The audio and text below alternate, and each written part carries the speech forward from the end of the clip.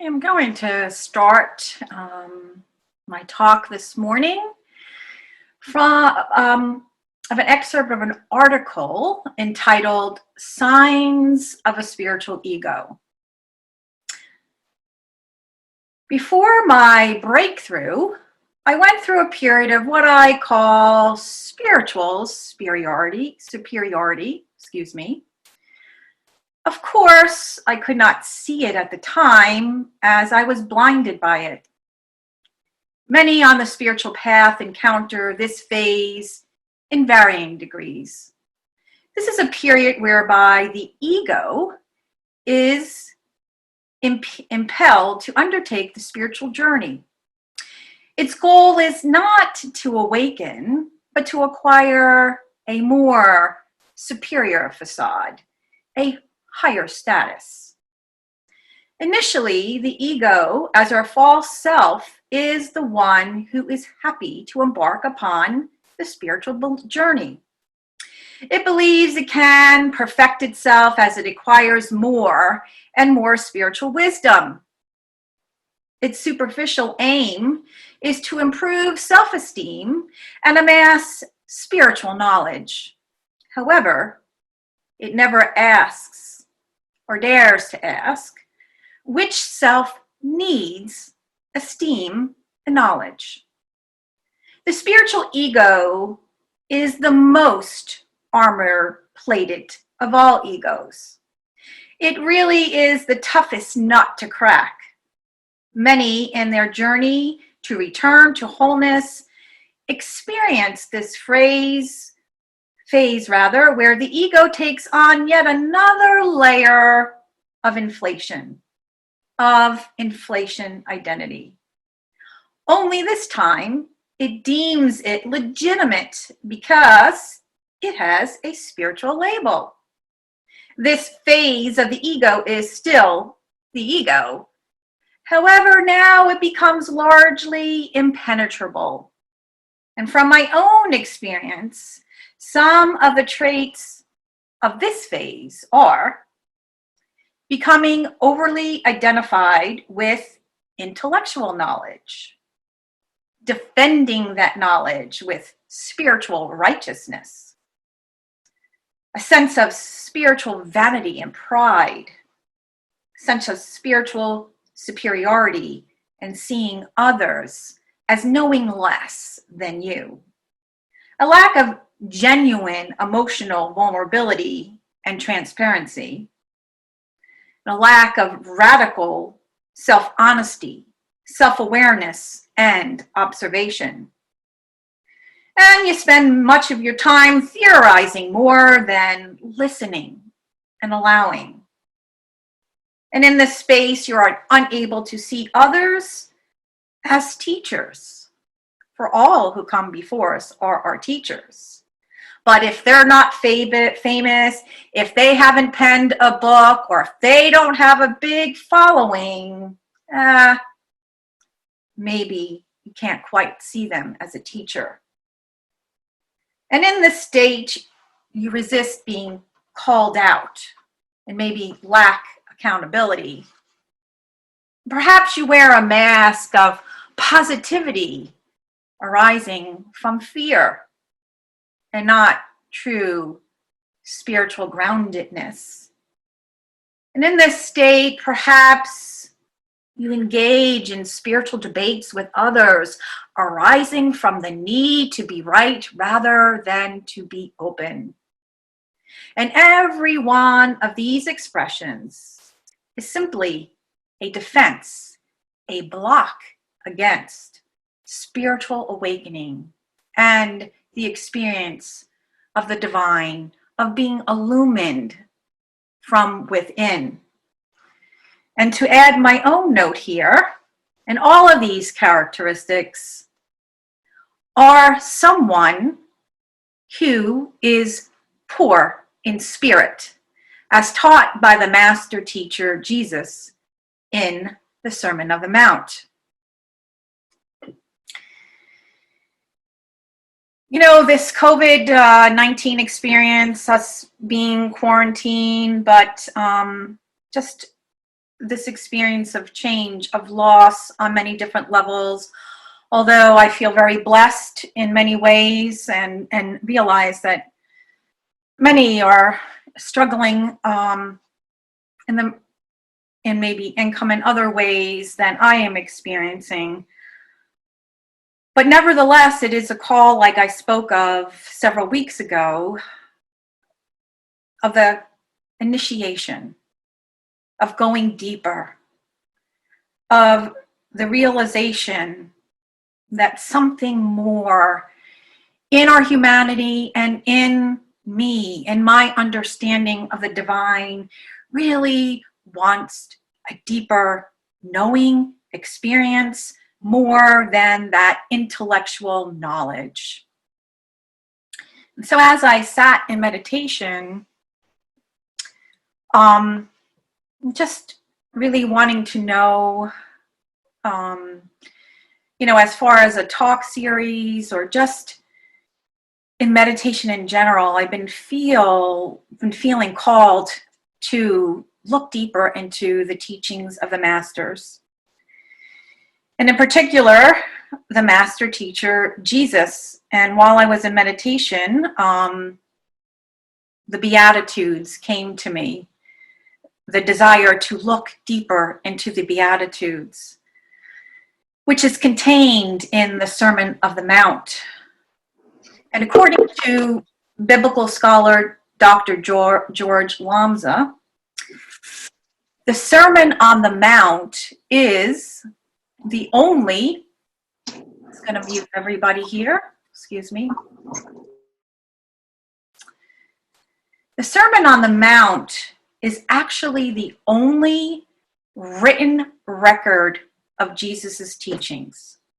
And in fact, it is believed that it is the only quote unquote sermon or talk, truth talk, that was actually penned very carefully by the master teacher, for his style was simple and plain, and because he taught to live from the kingdom within, when he was amongst people and he was teaching, he allowed that flow to come from within and out.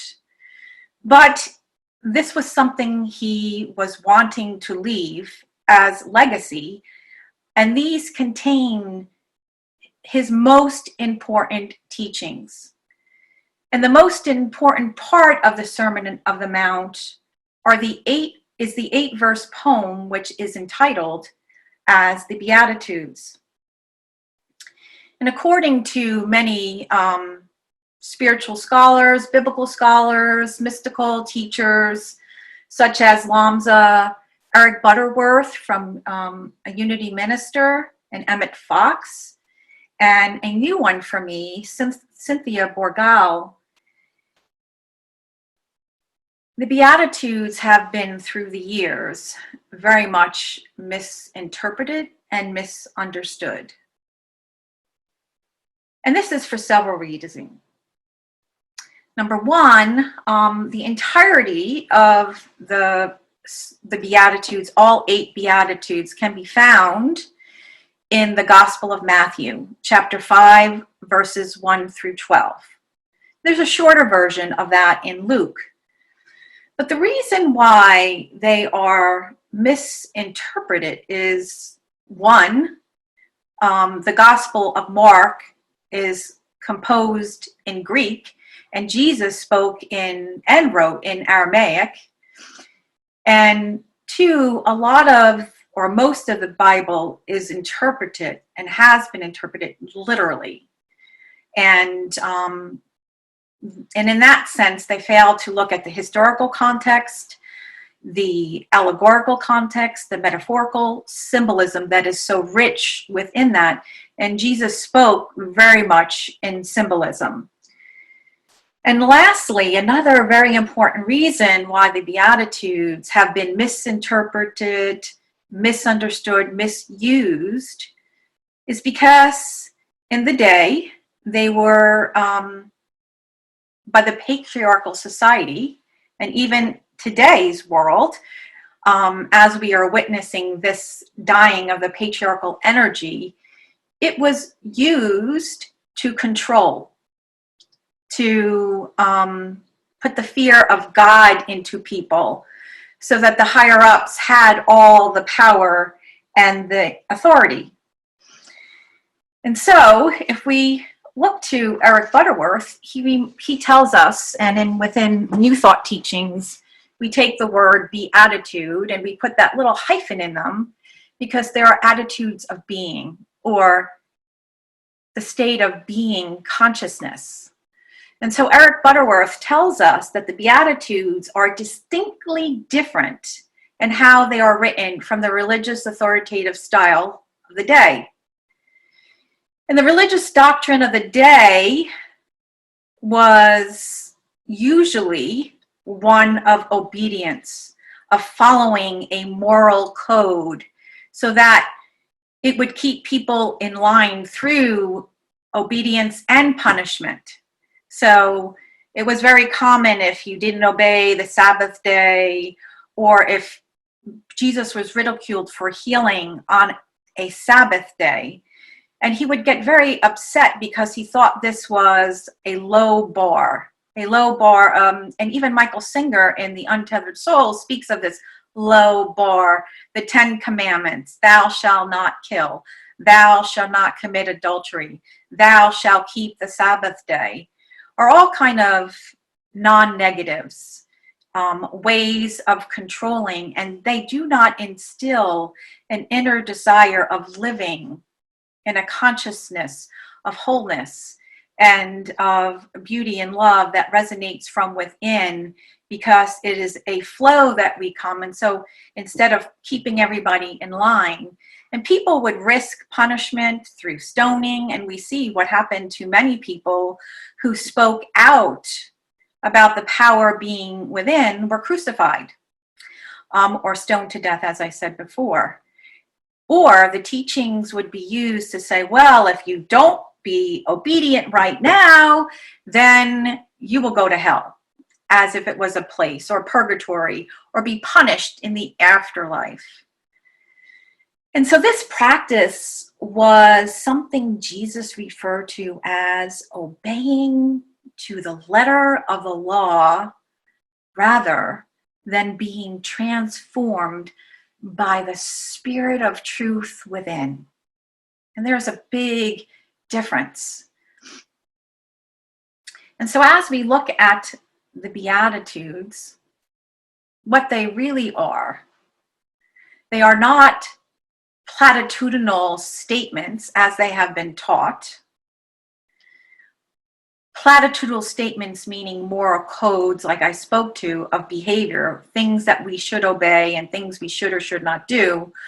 But instead, they are affirmative statements of spiritual truth and practices that lead to the inner transformation of consciousness.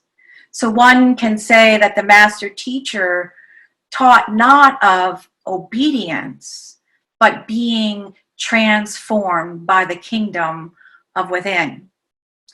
And so I would like to explore these Beatitudes in depth with you over the next couple of weeks, starting with the first Beatitude. And they all start with, blessed are they. In this particular picture, it says, blessed are the. But I'm going to read it. So, blessed are the poor in spirit, for theirs is the kingdom of heaven. And so I'd like to break this down in the symbolism of it. First looking at blessed, then looking at what does poor in spirit mean, and then looking at the kingdom of heaven. So when we look at blessed, Eric Butterworth in Discover the Power Within You says that blessed is a one-word definition of all the good that will come to you if you understand and live by these amazing attitudes of being. Now, this is rich in itself, And Cynthia Borgal, in the wisdom teachings of Jesus, asks us to go even deeper. Now, this is a deep quote from Eric Butterworth, and sometimes people kind of equate this to the law of attraction, which is a law of cause and effect. When the movie came out, the law of attraction. And when we are coming from a personal mind, we see that as, oh, what can I do to affirm things that I want in this material world? Now, I'm not saying that there's anything wrong with material possessions, because they're all of a divine idea in the mind of God. They're all expressions that come and emanate from the one power and one source. But when we think that those are the things that are going to reach us or make us happy, we fail short to live from that indwelling place. And so Cynthia invites us to look at blessed, which many of you are aware of anyway, as an inner state of appreciation. To take that breath and just feel the beauty. Has nothing to do with what is going on outside around you, how people are showing up, what someone did, what somebody didn't do, whether there's a virus, whether there's not. It is breathing deep within. And in that stillness where we tap the divine, and that state of appreciation just wells within us, and we experience inner joy. And it comes from abiding in the presence of God within us. So now I want to move into looking at the symbolism or the meaning of the poor in spirit, and then move to the kingdom of heaven. So the word poor has been heavily used in many religious traditions, and especially Christianity. And Eric Butterworth says that throughout the ages, Christianity has poverty, or poor, has been a virtue. Oh, suffer patiently through your poverty today, for in some future heaven you will have your reward. This theme was prevalent throughout all the teachings, and he says about Jesus, and not the spiritual teachings of Jesus. So it's very misunderstood, and I think even, a lot of faith churches, and even in our community, right? We have a lot of rich, abundant teachings, and yet we kind of still have this hum of not enoughness. And so what Jesus was speaking of, not that he poo-pooed material possessions, but if you think that's where your joy is, if that is weighing you down and you spend all your days trying to accumulate things, then you elude the experience of the divine, in knowing that all springs forth from within. So to be poor in spirit means to be poor in pride. In the connotation of spirit, if it was translated from the Aramaic version in the context that it was used, it means to be poor in pride. And so what is pride? I think I spoke a little bit of it in the opening when I talked about the characteristics of a spiritual ego. But basically, pride is being so full of yourself, right? Not the healthy, like, oh, I'm feeling some pride and beauty in my child, not like that. But it's that overinflated sense of self, and that feeling of knowing it all, and that you're so full that you can't even begin to touch the hem of heaven within your own beingness.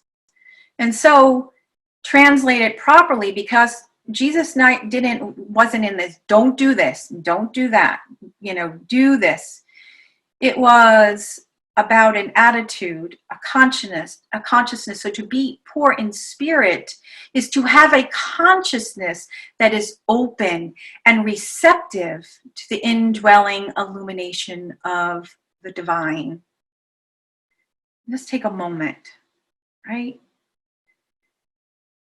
To be open and receptive, not of all the knowledge about God, not about all the knowledge of spiritual truths, but open and receptive to the indwelling illumination of the divine. Taking that breath and living from the inside out, which is the kingdom of heaven. It is not a place.